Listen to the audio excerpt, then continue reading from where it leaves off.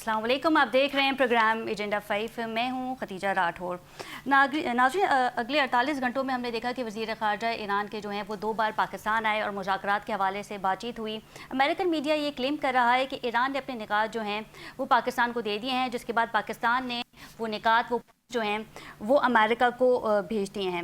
साथ ही साथ इस हवाले से भी बात हो रही है कि 2 मई जो है वो एक अहम दिन होगा, क्योंकि उसके बाद हम देखेंगे कि कांग्रेस ने जो 60 दिन का टाइमलाइन दिया था डोनाल्ड ट्रंप को कि अगर कोई भी जंग शुरू होती है तो उसे 60 दिन में ख़त्म किया जा सकता है, और डोनाल्ड ट्रंप को जो है वो इसका लाएअमल कांग्रेस के सामने पेश करना होगा।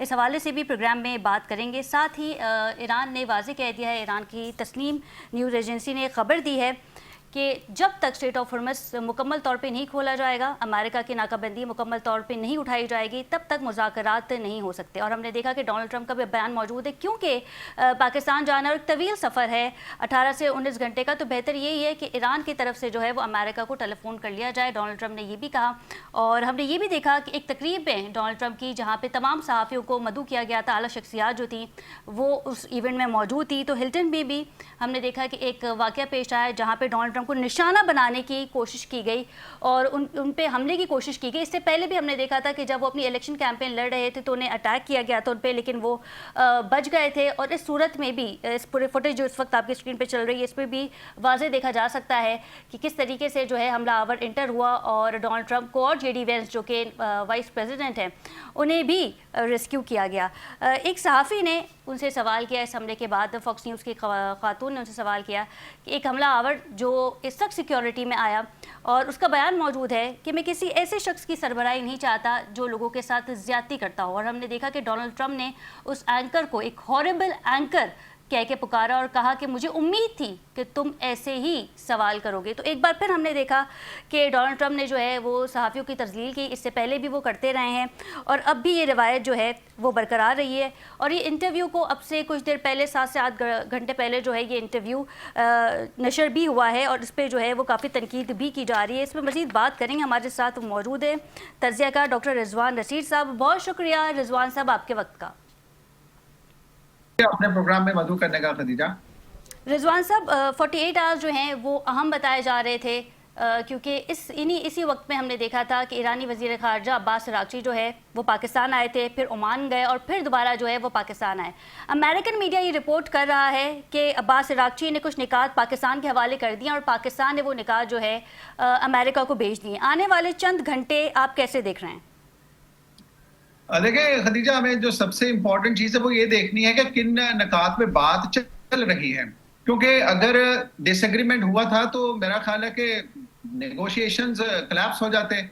इसका मतलब ये है कि कुछ ऐसे निकात हैं जिन पे बात हो रही है और दोनों पार्टीज ने अपने अपने निकात दे दिए हैं, जिसमें अगर आप इंटरनेशनल मीडिया की कवरेज सारी देखें तो उसमें सबसे बड़ा नुक्ता वो ईरान ये कह रहा है कि जो एक मुकम्मल पाबंदी लगानी होगी अमेरिका और इसराइल को, इनकी जो लीडरशिप है उसको शहीद ना किया जाए, और आने वाला जो वक्त है उसके लिए हमें गारंटी चाहिए कि हमारे पे दोबारा जंग मुसल्लत नहीं की जाएगी।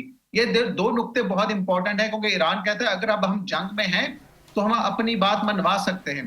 अच्छा, दूसरी बात जो है, मैं पहले भी कुछ प्रोग्राम्स में कह चुका हूं, वो ये है कि ईरान चाहता है कि उसका जो नुकसान हुआ है, उसकी जो नेवी तबाह की गई है, उसके कमर्शियल वेसल्स तबाह कर दिए गए, उसकी बेसिस एयर डिफेंस तबाह कर दिया गया, उसकी जो नुकसान हुआ उसकी तलाफी करना।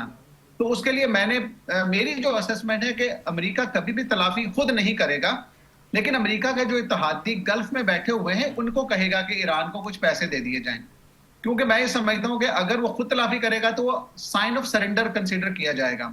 अच्छा, चौथा पॉइंट जो ईरान ने सामने रखा है वो through Pakistan, of course Pakistan की सारी डिप्लोमेटिक एफर्ट पाकिस्तान की है। देखें, ईरान का ये कहना कि हमारे साथ जंगबंदी नहीं चाहिए, हमें गजा में भी जंगबंदी चाहिए, हमें लेबनान में भी जंगबंदी चाहिए, और हमें ये जंगबंदी चाहिए कि नेक्स्ट आप यमन के ऊपर भी अटैक नहीं कर दें, क्योंकि वो भी इसराइल के टेबल पे है ये ऑप्शन के वो यमन में भी अटैक कर दें, हुदीज जो है उनके ऊपर। ठीक है। अच्छा, लास्ट चीज जो है जिसके ऊपर ईरान इस दफा बड़ा कॉन्फिडेंट भी है वो ये है कि स्ट्रेट ऑफ हॉर्मुज, उसके ऊपर पैसे वसूलना, ये वो चीजें हैं जो मेरा यकीन है कि ईरान पाकिस्तान को ऑप्शंस दे गया है कि इस पे अमेरिका से बात होगी। और दूसरी बात में उन्होंने वाजे कह दिया है कि न्यूक्लियर टॉक्स को हम इससे अलहदा कर रहे हैं, वो बाद में करेंगे। तो मैं समझता हूँ इसमें अच्छा अमेरिका की जो रिजवान, एक तो ये चीज़ है कि अब्बास अरागची जो है वो हमें मुतहरिक नज़र आए। उन्होंने ओमान का दौरा किया और उसके बाद हमने देखा कि सऊदीया के वज़ीर ख़ारजा से भी उनका टेलीफोनिक रब्ता हुआ है। तो ये उसके बाद फिर हमने ये भी देखा कि वो रूस में भी इस वक्त मौजूद हैं। तो ये जो पॉलिसीज़ जो बनाई जा रही हैं, फ़ॉरेन पॉलिसीज़ ईरान की जानिब से, ये यकीनन ईरान के लिए एक पॉजिटिव साबित हो सकती है और अमेरिका के लिए जो है वो वैसे भी नेगेटिव साबित हो रही है। तनकीद भी उन पर की जा रही है और फिर ये भी बताया जा रहा है कि नाकाबंदी जो स्ट्रेट ऑफ हॉर्मज़ पे की गई है उसके बाद भी कई ईरानी जहाज़ जो है वो वहाँ से गुजरे हैं बासानी। अच्छा खदीजा, इसमें बड़ी इंटरेस्टिंग चीज है। आप देखें, एक तरफ तो अमेरिका मुज़ाकरात की बात कर रहा है और दूसरी तरफ आप देखें अमेरिका के 3 बहरी बेड़े जो कि तारीख में कभी इकट्ठे इस तरह से नहीं आए।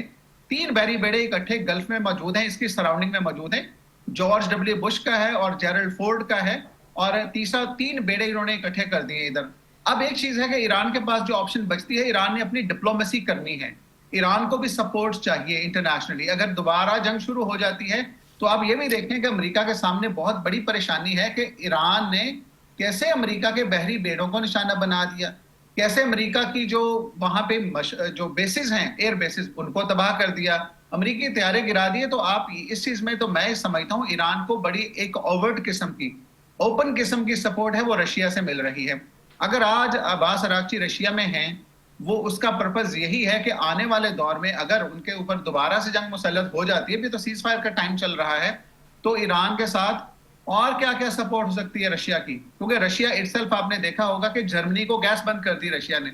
अब जर्मनी को गैस बंद करने का मतलब है कि यूरोप को गैस की सप्लाई जब मुअत्तल होती है तो पूरा यूरोप चीखता है कि ये क्या मामला हुए। और देखें, जंग जो है नया रुख ले रही है।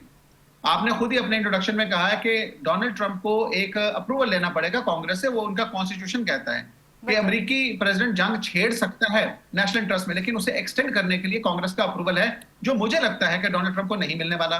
अभी आपने अपने इंट्रोडक्शन में कहा कि वो उनके ऊपर अटैक हुआ, तो एक बड़ी आपका बड़ा अच्छा इंट्रोडक्शन था। सुनने वाले के लिए अंडरस्टैंडिंग हो जाती कि अगर उन्हें इलेक्शन जीत गए थे ना, वो डोनाल्ड ट्रंप पे पहले असासिनेशन अटेम्प्ट हुई, तो अब जो हुई है इसका मतलब है मिड टर्म भी जितवाने के चक्रों में होंगे, क्योंकि डोनाल्ड ट्रंप का ओवल ऑफिस में रहना इसराइल के लिए नागुज़ीर ठहरता है कि वो अगर चले जाते हैं तो डोनाल्ड ट्रंप की जो हरकतें हैं वो नरेंद्र मोदी से मिलती जुलती नहीं है, क्योंकि जब इलेक्शन आते हैं तो वो पुलवामा कर देते हैं, पहलगाम कर देते हैं। लेकिन आप ये देखेंगे डोनाल्ड ट्रंप के आगे ईरान खड़ा और पाकिस्तान ने इंडिया को कैसा सबक सिखाया कि मोदी ये सोचता है कि अगली ऑप्शन क्या होनी चाहिए। मोदी की भी सियासी मौत हो चुकी है, मोदी के पास अब कुछ नहीं रह गया। मैं ये समझता हूँ कि जितना बड़ा ब्लंडर उसने पाकिस्तान को छेड़ के किया था, वो अब मैं ये समझता हूँ कि एक तो इंडिया ने जो अपनी मिलिट्री बिल्डअप किया है इतना अर्सा, पाकिस्तान को इल्जाम लगा लगा के, अब मेरा ख्याल है अगले आने वाले 20-25 साल तो इस चीज का सोचेगा नहीं, क्योंकि उन्हें शायद ये अंडरस्टैंडिंग नहीं हो सकी कि पाकिस्तान की प्रिपेयर्डनेस कैसी है। और हमने एक बहुत अच्छी चीज की, हमने रॉकेट फोर्स लॉन्च कर दी, अपनी रॉकेट फोर्स नहीं बना दी है, क्योंकि मैं समझता हूँ कि रॉकेट फोर्स इसलिए नेसेसरी है कि इंडिया को यहीं बैठे।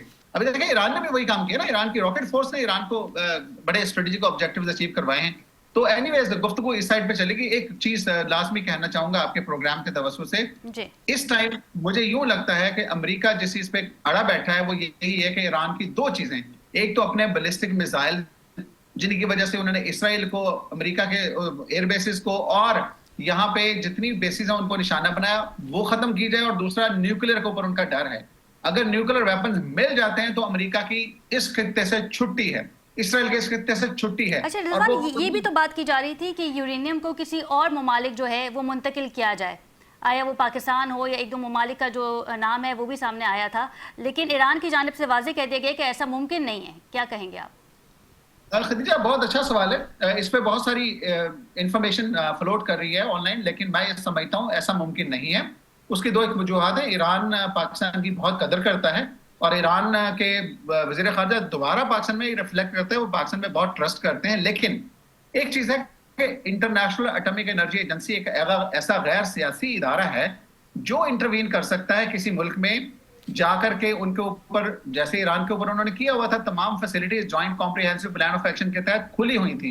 ईरान अगर IAEA को यूरेनियम नहीं दे सकता, ऐसा नहीं होता, वो खुद सरेंडर करे तो करे, लेकिन किसी मुल्क को नहीं दी जा सकती। मेरा नहीं ख्याल कि ऐसी कोई इंटरनेशनल लीगल इसकी हैं प्रोविजंस।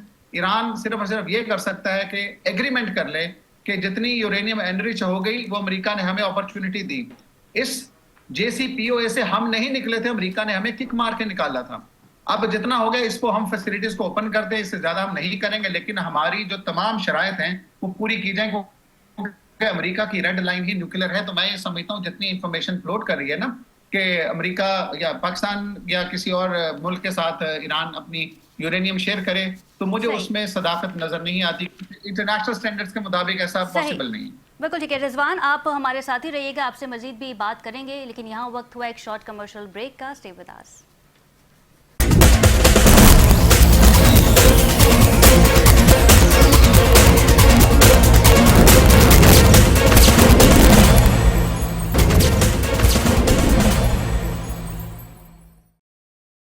जी नाज़रीन, welcome back from the break. और ब्रेक में जाने से पहले हम बात कर रहे थे ईरान के हवाले से, और एक बार फिर डोनाल्ड ट्रंप ने ये बयान दिया है कि ईरान की जंग जल्द ख़त्म हो जाएगी, हम ये जंग जीत जाएंगे। इससे पहले भी उन्होंने ये क्लेम किया था कि ईरान की जो बैरिया है उसे मुकम्मल तौर पे ख़त्म कर दिया है, जिसके बाद एक बार फिर ईरान ने स्ट्रेट ऑफ हॉर्मज़ पे पाबंदी लगा के बता दिया था कि उनकी जो बैरिया है वो कितनी एक्टिव है। और एक बार फिर हमने देखा कि ईरान ने ये भी मुतालबा किया है कि अमेरिका ने जो नाकाबंदी लगाई है स्टेट ऑफ हॉर्मज़ पे, इसे फिलफौरी हटाया जाए, उसके बाद ही मुज़ाकरात की मेज़ पर आ सकते हैं। और इस वक्त सिचुएशन रूम में डोनाल्ड ट्रंप जो है वो चेयर कर रहे हैं अपनी मीटिंग को, जहां पे अमेरिका के आला अफसरान जो है वो मौजूद है। इस पर मज़ीद बात करेंगे, हमारे साथ मौजूद हैं तुगरल यामीन साहब, एक्सपर्ट इन इंटरनेशनल अफेयर्स। सबसे पहले बहुत शुक्रिया यामीन साहब आपके वक्त का। शुक्रिया बुलाने का। सर, एक बार फिर जो है वो डोनाल्ड ट्रंप का बयान आया है कि ईरान की जंग जल्द ख़त्म हो जाएगी, हम ये जंग जीत जाएंगे।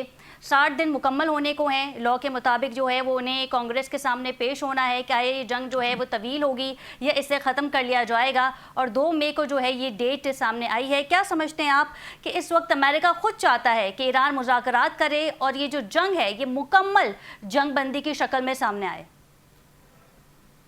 कि मेरे ख्याल में अमेरिका चाहता है कि मुज़ाकरात हों, अमेरिका चाहता है कि वो जिस मखमसे में फंस गया उससे निकले, मगर अमेरिका भी यही चाहता है कि मुज़ाकरात या अमन उनकी शराइत पे हो, और ईरान भी यही चाहता है कि अमन जो है उनकी शराइत पे हो। तो ये दोनों ममालिक एक तज़ब्ज़ुब का शिकार हैं, और दोनों ममालिक ये चाह रहे हैं कि कुछ ऐसा हो जाए कि उनका हाथ ऊपर रहे और वो इस तमाम लड़ाई झगड़े से इस तरह बाहर निकले कि उनके अपने मुल्क में पजीराई हो। अपने मुल्क में लोग ये ना कहें कि भाई ये इन्होंने जो कुछ हासिल किया उसको मुज़ाकराती टेबल पे वो हार गए वहां। तो दोनों ममालिक चाहते हैं कि हल निकले, किसी के भी इंटरेस्ट में नहीं कि जंग जारी रहे। ये जंग जारी रहेगी तो आपको पता है तेल की कीमतें तो ऊपर जा रही हैं, हमारे मुल्क में भी तेल की कीमतें रोज बढ़ जाती हैं। 2-3 दिन पहले 27 रुपए 77 पैसे पेट्रोल और डीजल की कीमत में इजाफा हो गया है। तो रोज अफसू इजाफा हो रहे हर चीज में, और दुनिया के लिए ठीक नहीं है। अब नए हुर्मस को खुलना चाहिए, मगर जब दोनों ममालिक ये चाहते हैं कि उनकी शरायत पे ये मामला कजिया हल हो, अमेरिका ये भी चाहता है कि ईरान जो है अपने एटमी प्रोग्राम से दस्तबरदार हो जाए। बहरहाल जो कुछ होना है, दोनों ममालिक ये चाहते हैं कि इसका हल, इस कजिए का जो भी हल हो, इस तरह हो कि उनको एक, जिसे अंग्रेजी जबान में कहते हैं, फेस सेविंग एग्जिट मिल जाए। ये मसला है और ये मेरा ख्याल में हल हो जाएगा। ये जंग ऐसी नहीं कि ये दोबारा शुरू होगी, ये ऐसी जंग नहीं है कि इसको यामीन साहब, क्योंकि मई के दूसरे हफ्ते में डोनाल्ड ट्रंप का जो दौरा है वो चीन का है, और चीन ने वाजे कह दिया है कि पहले इस जंग को मुकम्मल तौर पे ख़त्म किया जाए तो फिर हम अपने आपस के जो मामलात है वो भी देखेंगे। और इस वक्त ईरानी वज़ीर ख़ारजा जो है वो रूस में है, रूसी सदर से भी मुलाकात हुई है। तो फ़ॉरेन पॉलिसी के हवाले से ईरान जो है वो खासा मुतहरिक नज़र आ रहा है। और फिर जब वो ओमान गए थे ईरानी वज़ीर ख़ारजा अब्बास अराग़ची, तो वहाँ सऊदी वज़ीर ख़ारजा से भी टेलीफोनिक रब्ता हुआ था। क्या कहेंगे? बात सीधी सी है, अमेरिका जो है फौजी एतबार से बहुत ताकतवर है, और शायद उसको किसी और की जरूरत नहीं, और उसको अगर किसी की जरूरत है तो इसराइल की है, जो उनकी मदद कर रहा है। वो जनूबी लेबनान में ताबड़तोड़ हमले कर रहा है और वहाँ कोशिश कर रहा है कि हिजबुल्लाह का कला कमा कर दे। तो अमेरिका को शायद और लोगों की जरूरत नहीं, ईरान को और लोगों की जरूरत है। ईरान ने काफी नुकसान उठाया है, ईरान को फौजी तौर पे भी बहुत नुकसान हुआ है, इक़्तिसादी तौर पे भी नुकसान हुआ है, उनकी क़यादत को भी बहुत नुकसान हुआ है। उनकी जो फौजी क़यादत थी, उनकी जो सियासी क़यादत थी, उनकी जो सियासी क़यादत थी, वो इस जंग में काम आ गए हैं। तो ईरान को तो बहुत धचका मिला है, मगर ईरान जंग हारा नहीं, ये सबको पता है, अमेरिका को भी पता है कि जो जो उनके अगराज और मकासद थे कि ईरान में तब्दीली ले आए, निज़ाम में तब्दीली ले आए, वो हुई नहीं। वो सही। हुई नहीं। तो इस तरह से अगर देखा जाए तो ईरान को एक गुना आप ये कह सकते हैं कामयाबी हुई इस तमाम चीज में, अगरचे उनको जानी माली नुकसान बहुत ज्यादा हुआ है, मगर उन पे नया निज़ाम मुसल्लत करने में अमेरिका नाकाम रहा है। ना ही उनके मुकम्मल तौर पे उनकी एटमी तनसीबात को का खात्मा कर पाया है। और दूसरे तरफ ये भी है कि खबरें 2 दिन पहले आई थी, अमेरिकी अखबारों में शाये हुई थी कि अमेरिका जो है उसके रिस्क से ज्यादा स्टेल्थ मिसाइल्स जो हैं वो खत्म हो चुके हैं। यानी अमेरिका को भी बहुत नुकसान हुआ है। अमेरिका भी बिल्कुल। तकरीबन 45% रोजाना ऑफ मिसाइल जो हैं वो इस जंग में इस्तेमाल कर चुके हैं, जो एक वॉर स्टॉक होता है। जी जी मैं जो आपकी आवाज है बहरहाल कहने का मकसद ये कि तकरीबन $2 बिलियन उनके खर्च हो रहे हैं रोजाना अमेरिका के। तो बहरहाल वो नोट तो छाप सकते हैं, मगर उनको भी बहुत नुकसान हो रहा है और उनको उनकी डोमेस्टिक ऑडियंस में भी उनको बहुत नुकसान, मुल्क में भी उनको बहुत उनकी तनकीद का सामना है। ट्रंप साहब की जो डोमेस्टिक रेटिंग्स हैं बहुत नीचे चली गई हैं। तो बहुत से मसाइल दोनों तरफ दरपेश हैं। दोनों ममालिक चाहते हैं कि ठीक है। किसी तरह सुलह सफाई हो जाए, मगर अपनी टर्म्स पे हो। ये एक मसला है जो हल हो जाएगा मेरे ख्याल में, आज नहीं कल नहीं तो कुछ और दिन में बिल्कुल ठीक है। मुनव्वर हल हो हुसैन जाएगा साहब ये ने हमें मसला। ज्वाइन किया है, एक्सपर्ट इन इंटरनेशनल अफेयर्स। बहुत शुक्रिया मुनव्वर हुसैन साहब आपके वक्त का। जी आपको बहुत शुक्रिया, आपको, आपकी टीम को, आपके देखने वालों को सलाम। मुनव्वर साहब, डोनाल्ड ट्रंप जो हैं वो इस वक्त मुज़ाकरात चाहते हैं, और पहले तो ये बताया जा रहा था कि उनका जो डेलीगेशन है वो पाकिस्तान आएगा, लेकिन फिर डोनाल्ड ट्रंप ने ये कह दिया कि ईरान हमें टेलीफोन कर सकता है और उनकी जो निकात हैं पाकिस्तान के थ्रू वो हम तक मौसूल हो गए। इन तमाम सिनारियों में हमने देखा कि हिल्टन होटल में एक तकरीब थी जहाँ पे तमाम सहाफ़ियों को मदऊ किया गया था, और ये सालाना तकरीब जो है मुनक्किद की जाती है।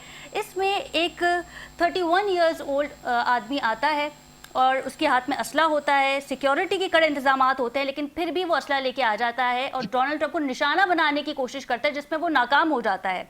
एक तरफ तो जंग की बातें हो रही हैं, फिर मुज़ाकरात, और अचानक ये वाक़या जो है ये सामने आ जाना। इन तमाम चीज़ों को क्या कंपाइल किया जा सकता है? देखिए, उस पे तो अब इन्वेस्टिगेशन चल रही है। जैसे इन्वेस्टिगेशन के रिजल्ट्स आएंगे तो बंदा एक तस्दीक शुदा बात कर सकता है। अलबत्ता ये हमें मालूम है कि अमेरिकन सोसाइटी में इस वक्त रिजेंटमेंट है अमेरिका की जो जंग है ईरान के खिलाफ, बिकॉज वहां पे जो गैसोलीन है वो $5 से ऊपर चली गई है। दूसरी बात ये है कि हमें ये भी पता है कि वहां पे जो मोसाद है या ज्विश लॉबी है वो बहुत स्ट्रांग है अमेरिकन इकोनॉमी में, एजुकेशन में, मीडिया के अंदर, बिजनेस के अंदर। और हमें यह भी मालूम है कि वहां पे जो ज्विश लॉबी जिसे एपैक कहा जाता है वो इलेक्शंस में फंडिंग करती है दोनों पॉलिटिकल पार्टीज के कैंडिडेट्स को। तो लिहाजा माजी में भी हमने देखा कि प्रेसिडेंट कैनेडी को किस तरह से निशाना बनाया गया। चार्ली क्रिक का भी रिसेंटली वाकया हुआ है, इसकी पॉसिबिलिटी भी है।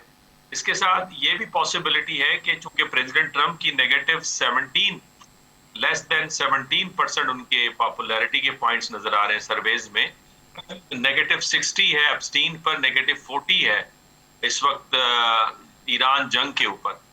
तो ऐन मुमकिन है कि उस हवाले से रेटिंग को ऊपर बढ़ाने के लिए ये काम किया जा रहा हो। लेकिन मुझे इसका अंदेशा जरा कम लग रहा है, बिकॉज जिस तरह से रेस्क्यू किया गया सबसे पहले जेडी वेंस को और बाद में प्रेसिडेंट ट्रंप को, वो तो अंदाज ये बता रहा है कि ये वाकया गैर मामूली था। ऐन मुमकिन है कि मोसाद और रा का इसमें हाथ हो, बिकॉज जिस शख्स ने एलन ने हमला किया है उसकी वाइफ जो है वो इंडियन है। रहा मामला पीस टॉक का, तो बंद दरवाजों के पीछे सिलसिला चलता है, रुकता नहीं है। ईरान का दावा यह है कि अमेरिकन की नई रिक्वेस्ट आई है बातचीत के हवाले से, और जबकि वॉल स्ट्रीट कहता है कि अमेरिका को प्रपोजल आई है ईरान की तरफ से नई बातचीत के लिए। ईरान का दावा यह है कि उन्होंने एक प्रपोजल दिया है 3 फेजेस का, कि पहले फेज के अंदर जंग बंदी होगी और ब्लॉकेड खत्म होगा, उसमें फिलहाल न्यूक्लियर के ऊपर टॉक्स नहीं होंगे, वो सस्पेंड रहेंगे। नेक्स्ट मरले के अंदर उस पर बात की जाएगी। तो लिहाजा ये बात दोनों तरफ से प्रपोजल आ रहे हैं, और आज एक बड़ी इंपॉर्टेंट मीटिंग है, मेरा ख्याल है वो बातचीत का रुख तब्दील कर सकती है। वो है रशिया के अंदर जो ईरानी फौजी हुकाम है, रशियन फौजी हुकाम है, और पाकिस्तानी फौजी हुक्काम है, इनका इकट्ठे होना और फिर रीजन में जो इस वक्त राब्ता है, खुद फॉरेन मिनिस्टर अब्बास इराक़ची का सऊदी फॉरेन मिनिस्टर के साथ इन टच रहना और खित्ते की सतह पे जीसीसी ममालिक का गालिबन बहरीन के अंदर कोई इजलास हो जाए, जहां पे ये प्रोपोजल भी ज़ेरे गौर है कि IAEA या अमेरिका की मॉनिटर के बगैर कोई मुस्लिम दुनिया की कोई मॉनिटरिंग टीम बन जाए जो ईरान के न्यूक्लियर प्रोग्राम को मॉनिटर करे। तो ये सारी चीजें हैं जो ज़ेरे गौर हैं, देखते हैं ऊंट किस करवट बैठता है। बिल्कुल ठीक है डॉक्टर रिजवान, लेबनान के हवाले से हम बात कर रहे थे और ईरान ने ये वाज़ेह कह दिया है कि मुकम्मल जंगबंदी में जो है वो लेबनान भी शामिल होगा, लेकिन हमने देखा कि सीज़ फायर के बाद भी इसराइल ने जो है वो कई बार लेबनान पे अटैक भी किए और हालिया दिनों में भी लेबनान पे जो है वो अटैक किया जा रहा है। अगर इस फेज़ को हम देखें, इसराइल और लेबनान के फेज़ को, तो फिर आपको लगता है कि अमेरिका और ईरान के जो मुज़ाकरात हैं वो बासानी हो जाएंगे? देखें, इसराइल की एक बड़ी ख़ास स्ट्रेटजी है लेबनान के हवाले से। लेबनान में ये जो मौका मिला है इसराइलियों को, उनको ये मौका मिल गया है कि वो वहाँ पे जितनी कत्लो गारत कर सकते हैं करें, क्योंकि अब ये देखें उन्होंने जो सेल्फ डिक्लेयर येलो लाइन बनाई है वो मकसद एक बफर स्टेट बनाना चाह रहे हैं, बीच में एक बफर जोन बनाना चाह रहे हैं जिसकी वजह से इनको कोई नुकसान है। और बफर के नाम पे अगर आप सैटेलाइट इमेजरी भी देखें तो वो सारा का सारा इलाका रेज कर रहे हैं, वहाँ से हटा रहे हैं, सिर्फ in the name of their national security. अभी ईरान ने इस चीज़ को वाज़ेह कर दिया है कि जब जंग बंदी है ना तो उसमें तमाम एरियाज़ हैं, उसमें लेबनान भी है, उसमें गज़ा भी है, उसमें ईरान भी है और दीगर जो ईरान की एक्सेस ऑफ रेजिस्टेंस है वो भी उसका हिस्सा है। देखें, अमेरिका के पास इस टाइम कोई चांस नहीं है। आप ये देखें बहुत बुरी तरह से फंस गए हैं। अमेरिका के अंदर वाले लोग कह रहे हैं कि ये ट्रंप ने जो जंग छेड़ी है वो नेतन्याहू की जंग है। अभी कल आपने देखा होगा तल अवीव में बहुत बड़ा मुजाहरा हुआ जो कह रहे थे कि नेतन्याहू को रिजाइन करें या जेल में डाल दें। इसराइल वो जो करने आया था रजीम चेंज, इसराइल के अंदर अपना रजीम चेंज होने लगा है। अभी मैं ये समझता हूँ अगर आप इसराइली जो एक स्ट्रेटजी है वॉर की उसको पढ़ें तो उनको पता था कि उन्होंने जंग करनी है, लेकिन जंग करने से पहले उन्होंने बड़ा एक सोफिस्टिकेटेड में हमास को टारगेट किया, हिजबुल्लाह को टारगेट किया, और जब उन्हें एहसास हो गया कि वो बिल्कुल उनसे मतलब उन्होंने उनका सफाया कर दिया, उसके बाद ईरान की बारी आती है, तो ये वॉर स्ट्रेटजी में उन्होंने ये समझा था, लेकिन ये उनकी मिसकैलकुलेशन थी। जब उन्हें दोबारा रेजिस्टेंस आई है लेबनान, सदर्न लेबनान की तरफ से, अब वो परेशान थे। अब उन्होंने इस चीज से फायदा उठाया है कि अगर ये जंगबंदी अमेरिका और ईरान डिक्लेयर कर चुके हैं तो वो तो नहीं कर रहे हैं। अभी आप देखें डेली बेसिस पे वहां पे जितनी शहादतें हो रही हैं, रोजाना डेली बेसिस पे वहां पे इसराइल फौजी के लोगों को मार रहे हैं। मेरा इस चीज में दिल बड़ा दुखता है कि ये देखें जंगे तारीख भरी पड़ी है, लेकिन इस टाइम हम 21वीं सेंचुरी में बैठे मॉडर्न वर्ल्ड में, जब यूनाइटेड नेशंस जैसे इदारे हैं, ह्यूमन राइट्स के अलावा एनिमल राइट्स की बात होती है। मैं ये समझता हूँ इस चीज में इन इदारों को अपना रोल प्ले करना चाहिए, जहाँ पे जो innocent humans they are losing their lives, इस पे इन ऊपर बहुत बड़ी जिम्मेदारी आयद होती है। बिल्कुल ठीक है। तो फिर डॉक्टर रिजवान, ये कहना कबल वक्त होगा कि अगर इसी तरीके से लेबनान पे हमले किए जाते हैं इसराइल की जानिब से, तो फिर ईरान बासानी मुज़ाकरात की मेज़ पर नहीं आ सकेगा, क्योंकि ईरान की पहली शराइत भी ये थी कि सबसे पहले मुकम्मल जंगबंदी जो है वो तमाम खित्ते में हो, जैसे कि आपने खुद भी कहा। लेकिन इसराइल जो है वो शैतान है जो जंगबंदी के हक में भी नहीं है और वो किसी तरह चाहता है कि ईरान पे जो है वो गालिब हासिल किया जाए। हमने तो देखा कि ईरान में तो रजीम चेंज नहीं आया, अलबत्ता इसराइल जैसे कि आपने खुद कहा, और अमेरिका में एक रजीम चेंज जो है वो सामने आया है, चाहे उनके आर्मी चीफ को बरतरफ किया गया हो, चाहे उनके नेवी बहरिया के सेक्रेटरी जॉन सी फैलन को बरतरफ किया गया हो, या फिर जंग के दौरान जो है वो अटॉर्नी जनरल को बरतरफ किया गया हो। क्या कहेंगे? देखें, आपने खुद काफी सारे नाम ले दिए, मैं आपके सवाल का जवाब दूंगा। जो आपने कहा है ना कि ईरान आसानी से फिर मुज़ाकरात पे नहीं आएगा, तो आप देख लें ईरान बड़ा एक वेलियंटली अपनी उन्होंने कंडीशंस पुट अप कर दी कि ये हमारी कंडीशंस हैं। अब आप ये देखें कि अभी दुनिया को शायद इस जंग की तकलीफ महसूस नहीं हो रही। यूरोप से लेकर दीगर बड़े ममालिक ने अपने, इवन अमेरिका में स्ट्रेटेजिक रिजर्व्स होते हैं जो 90 दिन तक का तेल उन्होंने रखा होता है कि दुनिया में कोई ऐसा मसला हो जाए तो वो तेल इस्तेमाल कर सकते हैं। वो स्ट्रेटेजिक रिजर्व इस्तेमाल कर रहे हैं, यूरोप स्ट्रेटेजिक रिजर्व इस्तेमाल कर रहा है, जिसकी वजह से ये तेल की कीमतें आर्जी तौर पर नीचे रखी गई हैं। ये जो एक बार ब्लास्ट होना है ना कि उनके रिजर्व्स खत्म हो जाने, उसके बाद तेल की कीमतें वहां जानी है, जिसके बाद बहुत सारे इंटरनेशनल अफेयर्स के जो एक्सपर्ट वो कहते हैं कि ग्लोबल रिसेशन हो जाएगा दुनिया में। दोबारा से 1929-30 की दहाई में जो हुआ था वो रिसेशन दोबारा हो जाएगा।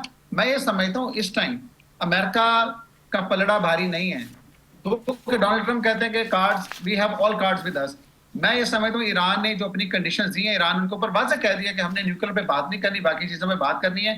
अब मसला जो मुझे अंडरस्टैंडिंग लग रही है ना, ईरान मुज़ाकरात पे तो आएगा, लेकिन इसमें फायदा ईरान का ये होने जा रहा है कि ईरान के फॉरेन मिनिस्टर ने जो ओमान का दौरा किया है ना, ओमान को कन्विंस करने की कोशिश की है कि जनाब वहां से जो जहाज गुजरते हैं वो आपको भी टैक्स दें और हमें भी टैक्स दें। तो इनसे टैक्स लेते हैं क्योंकि हमारी ये सॉवरेन टेरिटरी है। तो इस पे भी अमेरिका बहुत परेशान है कि अगर ऐसा होता है तो वो जो पाबंदियां लगाई थी 1979 से लेकर अब तक, वो पाबंदियां बिल्कुल जाया हो जाएंगी, ईरान दोबारा से अपने पांव पे खड़ा हो जाएगा। तो ये एक बड़ी स्ट्रेटेजिक किस्म की मूव है जिसमें अमेरिका चाह रहा है कि अमेरिका की शरायत पे ये जो है निगोशिएशंस हो। मैं ये समझता हूँ निगोशिएशंस हो, कम से कम स्ट्रेट ऑफ हॉर्मुज़ खुल जाए। ईरान ने तो कह दिया है, अमेरिका भी वो खोल दे ताकि दुनिया की इकोनॉमी बहाल हो सके। बिल्कुल ठीक, इसी पे पॉइंट ले लेंगे यामीन साहब, क्योंकि इस वक्त ब्लॉकेड है अमेरिका का स्ट्रेट ऑफ हॉर्मज़ में। कई जहाज़ आ जा रहे हैं जो शिपिंग डेटा से मालूम हो रहा है, क्योंकि चीनी जहाज़ को नहीं रोका जा रहा, रशिया के जहाज़ को जो है वो नहीं रोका जा रहा। क्या समझते हैं आप कि डोनाल्ड ट्रंप इस वक्त इस प्रेशर में हैं कि स्ट्रेट ऑफ हॉर्मज़ की जो नाकाबंदी है इसे मुकम्मल तौर पर ख़त्म कर ली जाएगी, और एक बार फिर हम देखेंगे कि मुज़ाकरात का जो दूसरा राउंड है वो पाकिस्तान में मुनक्किद हो सकता है? इस वक्त हमने इससे पहले हमने देखा था कि अब्बास अरागची साहब आए, उनकी वज़ीर आज़म शहबाज शरीफ से गुफ्तगू हुई, फील्ड मार्शल सैयद आसिम मुनीर से मुलाकात हुई, लेकिन दोनों फरीकैन जो हैं वो एक मेज़ पर नहीं आए। जेडी वेंस नहीं आए, अमेरिका का डेलीगेशन नहीं आया। क्या कहेंगे? इसकी आप ये मुझसे सवाल पूछ रही हैं? जी यामीन साहब, उससे सवाल। अच्छा देखिए, जो इनका वक्त पाकिस्तान आया था अब्बास अरागची साहब का, उनको अमेरिका के तमाम प्रपोजल्स बताए गए थे और अब्बास अरागची साहब ने पाकिस्तानी इंतजामिया को बताया कि की तरफ से क्या प्रपोजल्स हैं। तो इन दोनों प्रपोजल्स में मिसमैच था, और मिसमैच यही था कि दोनों जो हैं अपनी मैक्सिमलिस्ट पोजीशन से नीचे नहीं उतर रहे। तो कॉमन ग्राउंड तो तलाश इनको करना पड़ेगा, और फिर अगर दोबारा वैंस साहब या विटकॉफ या कुशनर यहाँ आते तो बात आगे बढ़ती नहीं, क्योंकि इस तरह से बराह रास्त मुज़ाकरा तो हो भी नहीं रहे थे ना। They were a sort of indirect talks. Pakistan was acting as a mediator in between the two. एक तरफ से एक का पैगाम लेके दूसरे के पास जाते थे, दूसरे का पैगाम लेके पहले के पास आते थे। तो ये थोड़ा सा पेचीदा मैकेनिज्म था, और अगर आप बराह रास्त मुज़ाकरात करते हैं तो उस वक्त आप फौरी तौर पे कोई जवाब भी दे सकते हैं, मगर अगर आप किसी कासिद के थ्रू ये तमाम चीजें कर रहे हो तो टाइम लगता है, और ये एक दिन पे तो या 2 दिन पे तो ये मुज़ाकरात खत्म हो नहीं सकते। तो लग ये रहा था पिछली दफा कि पेशरफ्त आगे नहीं हुई, मगर अब्बास अरागची साहब ने कई दफा कहा कि जी पाकिस्तान आके अहम पेशरफ्त हुई है, तो उसका मतलब कुछ ना कुछ तो पॉइंट्स पे एग्रीमेंट हुआ होगा ना। मगर दोनों तरफैन ये चाहते हैं कि उनका पॉइंट ऑफ व्यू ज्यादा एक्सेप्ट किया यामीन जाए। साहब, अब्बास अरागची साहब खुद आए और हमने देखा कि ईरानी स्पीकर कालिबाफ साहब उनके साथ नहीं थे। फिर कुछ अमेरिकन मीडिया की जानिब से न्यूज़पेपर जरीदों में ये खबरें सामने आई कि पासदारान इनकलाब और जो इस वक्त सिविल हुकूमत है उनके बीच में इख्तलाफात की खबरें जो हैं वो सरगर्म हो रही हैं, जबकि तस्नीम न्यूज़ एजेंसी ने जो है इस खबर को डिनाई भी किया था। इस वक्त उनका अकेले आ जाना और एक लिमिटेड डेलीगेशन के साथ आना क्या कोई सवाल उठा सकता है? देखिए, दोनों तरफ से इतराफ से तहफ़्फ़ुज़ात थे ना, दोनों तरफ से इतराफ से तहफ़्फ़ुज़ात थे, और अमेरिका की कोई ना कोई टीम तो यहाँ आई भी थी ना। बहुत से जहाज यहाँ साजो सामान लेके आए थे, तो कोई ना कोई किसी न किसी लेवल पे तो मुज़ाकरात हो रही थी। मतलब समिट लेवल पे तो ज़ाहिर नहीं हो रही थी। ट्रंप साहब नहीं आए थे, उनकी तरफ से पेज़ेश्कियान साहब नहीं आए थे, मगर किसी लेवल पे तो बातचीत हो रही थी। एक्सपर्ट लेवल कमेटी की तो बातचीत हो रही थी। अमेरिकन यहाँ मौजूद थे, हम सबको पता है। पूरा इस्लामाबाद बंद था, नाके लगे हुए थे, तो अमेरिकन की कोई एडवांस टीम तो यहाँ मौजूद थी जो बातचीत कर रही थी, जो तमाम पॉइंट्स को एक्सपर्ट लेवल से देख रही थी। तो फिर यही हुआ कि जी एक खास हद तक तो एग्रीमेंट हो गया। उससे आगे आपको एक पॉलिटिकल विल और कैपिटल चाहिए कि भाई हाँ ठीक है, हम जो ब्लॉकेड खत्म कर देंगे। अमेरिका ये कि ईरान ये कि हम जो हमने ब्लॉकेड किया हुआ है हम भी खत्म कर देंगे। तो ये इन तमाम चीजों को करने के लिए बहुत ज्यादा पॉलिटिकल विल की जरूरत होती है, और वो सिर्फ हाईएस्ट लेवल पे की जा सकती है। अब ईरान में तो ये बिल्कुल बात वाजे भी नहीं कि असल ताकत किसके पास है? क्या वो कालीबाफ साहब के पास है? क्या वो IRGC के कमांडर के पास है? क्या मसूद पज़ेश्कियान के साथ है? अब्बास अराक़ची साहब तो वजीर खारजा है ना, वो तो सदर मुमलिकत नहीं है। और चूंकि ईरानी क़यादत ने बड़ा धचका मिला है ना, तो अभी हमें ये भी नहीं पता कि दूसरी तरफ से फैसला कौन करेगा, फैसला करने की इस्तिताअत किस में है। तो ये बड़ी एक कुछ मुबहम किस्म की सूरत हाल है ईरान की तरफ से, ठीक है। और जो है अमेरिका की तरफ से, वो ट्रंप साहब कुछ गैर मुतवाज़िन शख्सियत के मालिक है, उनका पता ही नहीं चलता। वो घड़ी में माशा और घड़ी में क्या कहते हैं, तोला और घड़ी में माशा हो जाते हैं। एक वक्त एक तो बात क्या करते क्या हैं, यही वजह है कि मिडटर्म इलेक्शन में जो है वो डोनाल्ड ट्रंप को इसका खसारा या थोड़ा बहुत नुकसान जो है वो उठाना पड़ सकता है, क्योंकि इस जंग में उन्होंने कई गलत फैसले किए हैं, जैसे कि आप खुद भी कह रहे हैं। जी, मैं ये कहना चाह रहा हूँ कि दोनों तरफ से लीडरशिप में प्रॉब्लम्स हैं। ट्रंप साहब गैर मुस्तकिल मिजाज हैं, और ईरानियों की तरफ से अभी वाज़ेह नहीं हुआ कि किसके हाथ में असल ताकत है, कौन ऐसा शख्स है जो फैसला करे कि भाई ये होना है। देखिए, जो होता है लीडर जो होता है, वो कई दफा मातहतों की बातों को ओवररूल कर देता है। ये बहुत दफा हुआ है, शिमला एग्रीमेंट में भी हुआ था, बहुत से हमारे पाकिस्तान के भी एग्रीमेंट्स ऐसे थे जिसमें बाद में प्राइम मिनिस्टर या प्रेसिडेंट जो भी था, चाहे वो मुशर्रफ साहब थे या भुट्टो साहब थे, जो भी थे, उन्होंने आखिर में फैसला किया कि नहीं, ये इस तरह होगा। और जब एक लीडर कह देता है तो फिर तमाम जो नीचे से लोग काम कर रहे होते हैं, फिर वो दस्तबरदार हो जाते हैं, वो पीछे हट जाते हैं। वो कहते हैं जनाब, हमने आपको बता दिया क्या चीज सही है, क्या चीज गलत है, आप फैसला आपने करना है। तो अभी तक उस लेवल पे चीज पहुंची नहीं है। और जैसे मैंने आपको कहा कि बड़ा इबाम है, दोनों तरफ बड़ा इबाम है कि फैसला किसने करना है। ट्रंप साहब का समझ नहीं आती, किसी को समझ नहीं आती, उनके अपने लोगों को समझ नहीं आती। सही। मेरा ख्याल है उनके आखिरी वक्त में उनके कान में जो कुछ कह देते हैं वो मान जाते हैं या नहीं मानते। और ईरान में जो उनकी क़यादत है अभी तक वाज़ेह नहीं हुई, खदोखाल सामने नहीं आया। क्या मुश्तबा खमीनाई साहब पावर में है या नहीं, ये भी किसी को नहीं पता। तो बहुत से प्रॉब्लम्स हैं क़यादत के लेवल पे भी। तो वो इबाम दूर होंगे तो कोई फैसला होगा, इबाम दूर होंगे तब ये अपना हुर्मुज़ खुलेगा, वरना नहीं खुलेगा।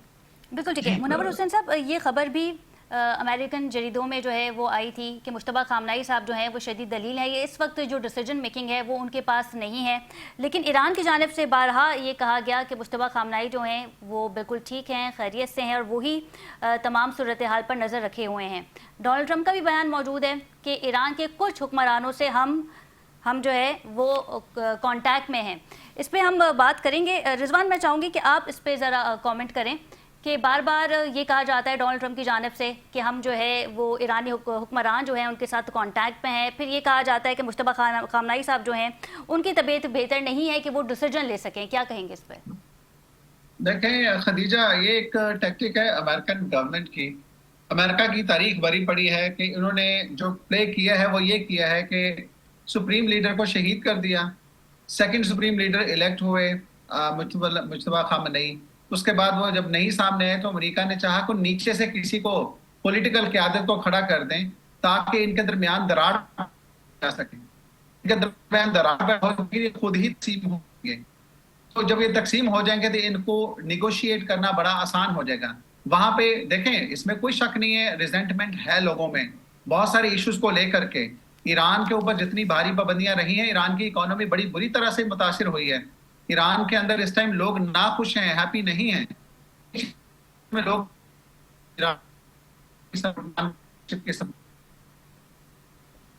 ईरानी दीगर उनके सुप्रीम लीडर हैं, बाकी शहीद में लोग में ये समझता हूँ अमेरिका ये टेस्ट है कि वो वहां निकले इसकी जो आपकी आवाज नहीं आ रही है।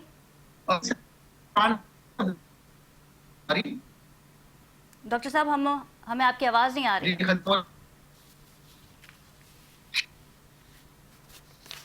ठीक है, तुगलक साहब का रुख कर लेते हैं। तुगलक साहब, एक बयान सामने आया है रूसी मीडिया की जानिब से कि रूसी सदर ने जो है वो नेक ख्वाहिशात का इजहार किया है ईरानी सुप्रीम लीडर मुश्तबा खामनाई के लिए। इस दौरे को आप कैसे देख रहे हैं? इससे पहले हमने देखा कि ओमान का दौरा किया गया, फिर सऊदी वज़ीर ख़ारजा से भी जो है वो टेलीफोनिक रब्ता हुआ ईरानी वज़ीर ख़ारजा का, अब्बास अराक़ची का। क्या कहेंगे?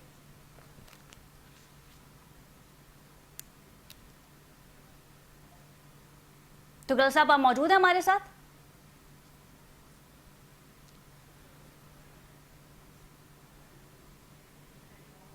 बिल्कुल ठीक है, बिल्कुल ठीक है। प्रोग्राम में मज़ीद भी बात करेंगे, लेकिन यहाँ वक्त हुआ है एक शॉर्ट कमर्शियल ब्रेक का। Stay with us.